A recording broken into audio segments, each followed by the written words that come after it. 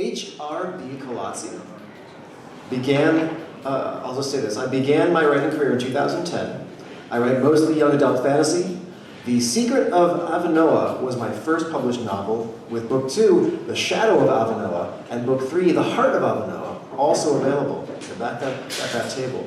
Books 4 and 5 are in the works, and I also have a couple of modern-day sci-fi novels that I plan to revamp into young adult novels when the Avanoa, is it Avanoa?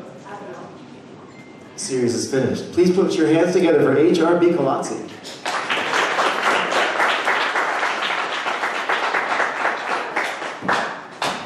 Thank you. So this is the first time I've ever done anything like this, so bear with me.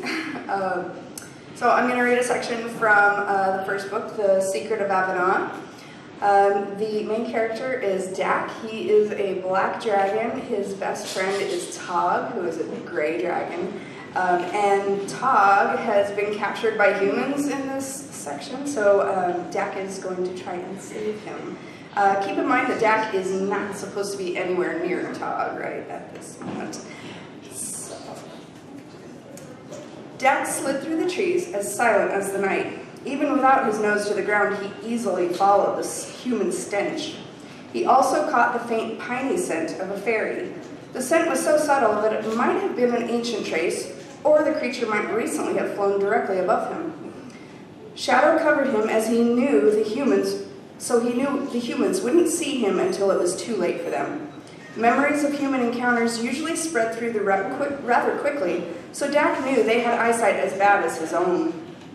The advantages he held were his other acute senses, and the most important one, surprise. As the stink started to overwhelm him, he finally saw it, an orange glow through the trees. The humans sat huddled around 3 small fires, as if the fires would overpower all outside danger. Stupid humans. Dak crept closer through the cover of darkness.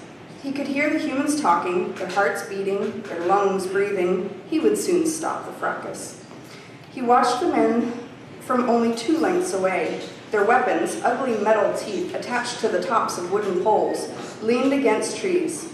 Each human appeared to also have a sword, but only a few still wore them.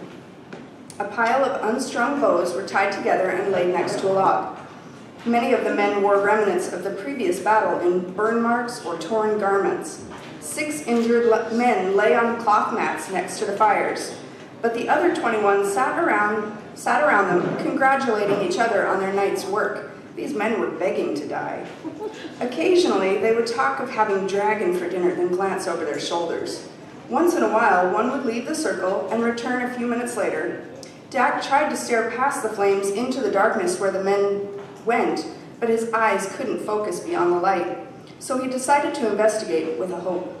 He slunk through the trees, around the lively circle to the far end of the light. Only a single dragon length away, Tog lay bound on the forest floor. Chains as thick as one claw wrapped around his jaw, and the rest of his massive body had been squeezed with thick leather cords to hold his wings down. His neck was strapped tightly to a sturdy tree trunk, and the trees in front of him were scorched with flame. His front and rear claws were held together with the same strong leather straps. As Dak came upon the scene, Tog's eye closed for a moment and his shoulders dropped. Dak waited until one of the humans walked over. The man looked Tog up and down, but did not look past the great gray beast. Once the man left, Dak slipped silently through the trees. Tog's 4 claws were bunched absurdly together, partially under him. Dak knew that with only one cord broken, Tog could free himself, but he used his razor-sharp talons to break most of the cords. Tog lay perfectly still while Dak worked. He kept one eye on Dak and one on the humans. Once the cords were broken, Dak looked into his friend's eye. Tog blinked at him. Dak pointed one talon to his own ear, hidden behind a spiny flap on the side of his head. He pointed to his own chest, then to the far side of the clearing. Tog blinked again. Dak pointed to Tog, then lifted both claws in an attack position and opened his mouth in a silent growl. Then he pointed around at all the men. Tog blinked one last time. Having given his message, Dak returned to the other side of the unobservant humans. He settled himself just outside of the firelight's reach. He couldn't see Tog, but he knew he would be on the alert. As soon as a sudden burst of laughter from the group died down, Dak gave a low growl. Only one man turned to squint into the darkness behind him. Dak's growl grew in ferocity as he remembered his father's death. These men would suffer for it. 4 men stood, every head turned toward Dak's position. He grinned as they stared into the blackness with blind eyes. As he loosed a final warning, he added a jet of flame that lit the forest around him. The men now knew their foe, but stared helplessly at the wrong one. Behind them, Tog broke free of his bonds. He leaped into the firelight, taking a swipe with his massive front claw. He knocked down 3 men at once, then turned to swat down 3 more. As men clamored for their weapons, Dak decided not to let Tog have all the fun. He attacked the men before they could pick up their swords.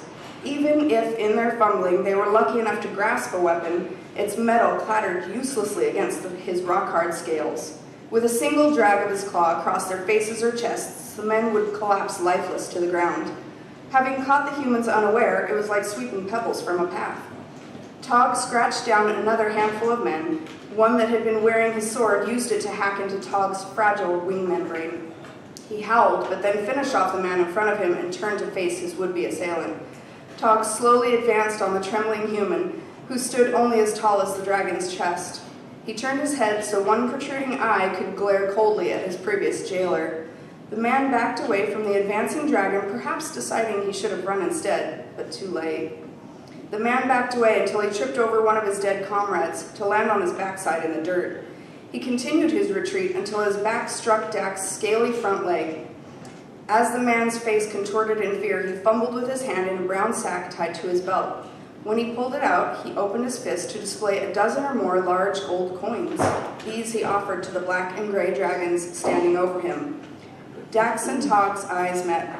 Tog smirked, then lunged down at the man with his jaw agape. He clamped down on the man's head and tore it clean off. Tog spat out the lifeless skull. Black, he complained. Human. He grinned stupidly at Dak. By the one, Dak, I've never been so happy for you to break the rules in all my life, he exclaimed. Dak smiled back at his friend. Be wary, Tog. You're starting to see things my way.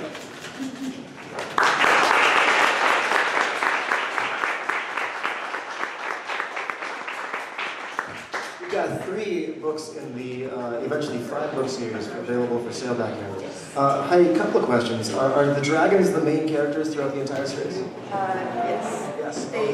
It also includes humans, too. All right. A question about the dragons. Were there any particular challenges that came up with writing non-humans as your point of view characters for those chapters? Just figuring out how their bodies move, what their senses are like, how they look at things, and especially the verbiage, what they would call things and say about things.